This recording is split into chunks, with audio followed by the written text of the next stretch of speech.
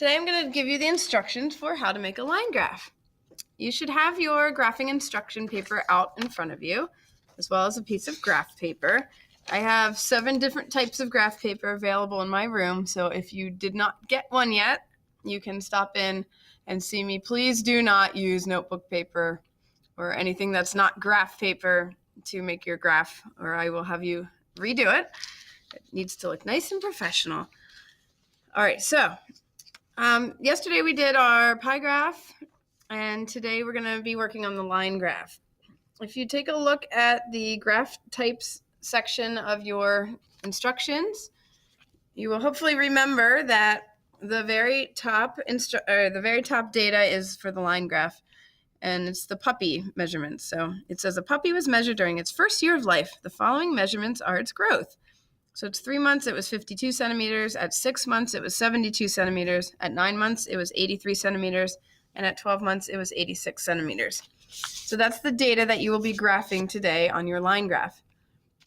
As always, you should have a really good title. The title should describe what's on the graph. So it should mention something about the puppy. It should mention about the growth. And it should probably say something about, it being over a year or growth over 12 months or something like that. For this one, you need to use a ruler for every single line. So the very first thing you should do when you start making your graph is get a ruler and draw one line for your x-axis and one line for your y-axis. Make sure when you draw these, you leave enough space underneath and to the side that you'll be able to put in your numbers and your labels. So don't draw it right at the edge of the paper. Also, don't draw it so tiny that I need a magnifying glass to read it, because if I need a magnifying glass to grade your assignment, I'm not going to be happy. My eyes aren't what they used to be. So you want to take up as much of the paper as you can while still having plenty of room for your units and labels and numbers and title. Label both of your axes with what it is in the units. So your growth in centimeters and time in months. Those should be your labels.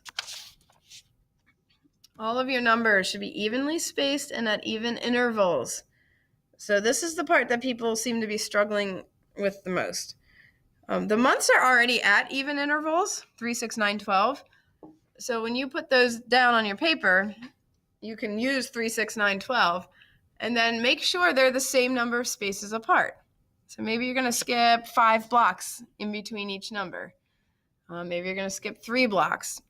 So make it so it fills up your x-axis pretty well, but there should be the same number of blocks between each number. That's what I mean by evenly spaced. Even intervals would be 3, 6, 9, 12. It's a little bit trickier to do the centimeters, because the centimeters I gave you are not at even intervals. So you can't just write down 52, 72, 83, 86, because it's not the same number between each. You can go by 5s, 5, 10, 15, 20. You could go by 10s. You probably don't want to go by less than 5 or more than 10, or you're going to have your graphs not going to be as easy to read. Also, when you're doing these numbers, you don't need to include a ton of numbers that you don't need. So for the growth, you could start at 50. Don't start at 0, or you're going to have a whole empty space. And you don't need to go past 90. So I had a few people start at 0 and all the way to 200, and their graph is this teeny tiny little line in the middle. So I would recommend starting at 50, stopping at 90, and maybe going by 5s or 10s. And again, make sure you have the same number of boxes between each number. So maybe you'll do 3 boxes in between. Maybe you'll do 5 boxes, maybe 10 boxes. That all depends on how much space you have and how big the boxes are, because my graph paper, some has really big boxes, some have really small boxes. So just make sure it fits. Spread it out to fit and take up as much space without going off the edge. Once you've done that, so you've drawn your axes, you've put your numbers on there, you've labeled. You should probably do it all with pencil at first. Then you're just going to plot your points. You're just plotting 4 points on a grid. And the points should also be evenly spaced. So make sure you're putting the point in the same place in relation to each number. So you'll plot your 4 points, and then you'll use your ruler to connect the dots of those 4 points. Please do not invent new data points. There is no 0, 0 measurement. A lot of people tend to draw a line from their first point down into the bottom left corner of their graph. And that's not needed. There's no data point down there. There's no 0, 0 data point. We didn't take a measurement when the puppy was first born. And even if we had, he probably would not be 0 centimeters, because when puppies are born, they're a little bigger than that.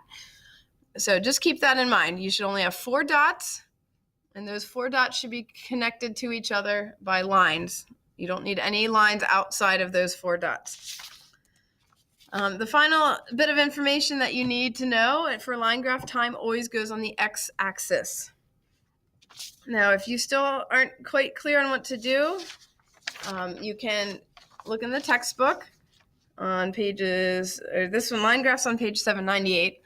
So you can look on page 798 to read a little bit more about how to make these graphs.